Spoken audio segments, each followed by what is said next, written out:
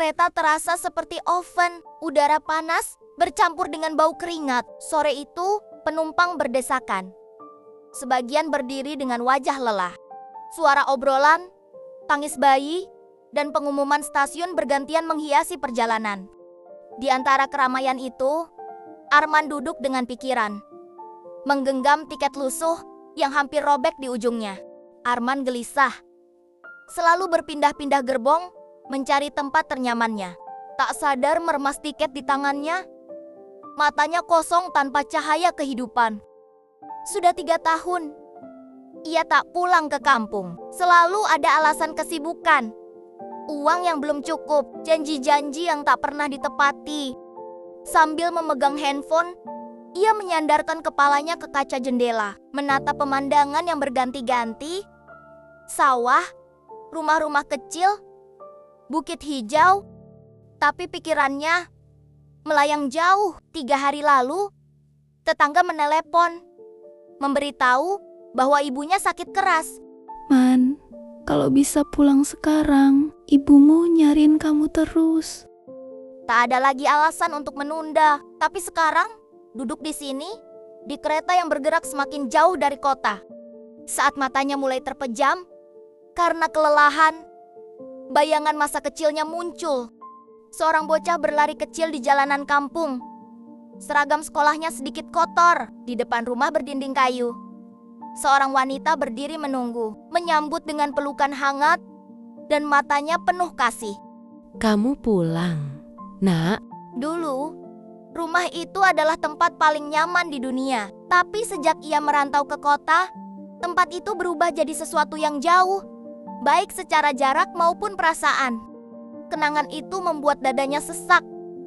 Ia menyesal. Seharusnya ia pulang lebih sering. Seharusnya ia lebih sering menelepon, bertanya kabar, memastikan bahwa ibunya tidak merasa sendirian. Kereta melambat saat memasuki stasiun kecil di tengah perjalanan. Beberapa penumpang turun, suara pedagang semakin ramai. Arman menatap layar ponselnya.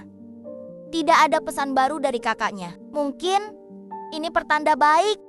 Tiba-tiba ponselnya bergetar. Nomor kakaknya, jantungnya jadi berdegup kencang. Tangannya sedikit gemetar saat mengangkat telepon. Di seberang, suara kakaknya terdengar lemah. Ada isakan tertahan. Man, ibu sudah nggak ada. Dunia seketika runtuh. Kereta, suara penumpang, pedagang yang lewat semuanya lenyap dari kesadarannya. Dadanya terasa sesak, tangannya mencengkeram ponsel begitu erat, hingga buku-buku jarinya memutih. Air mata yang sejak tadi ditahan, akhirnya jatuh. Tidak peduli bahwa ia ada di tempat umum, bahwa orang-orang mungkin melihatnya. Ia hanya ingin menjerit, mengembalikan waktu, memohon agar ini semua hanya mimpi buruk. Perjalanan terasa lebih panjang dari sebelumnya. Setiap pemberhentian terasa seperti siksaan. Ia ingin segera tiba. Tapi pada saat yang sama, ia takut menghadapi kenyataan. Ketika akhirnya sampai di stasiun kampungnya, matahari hampir tenggelam.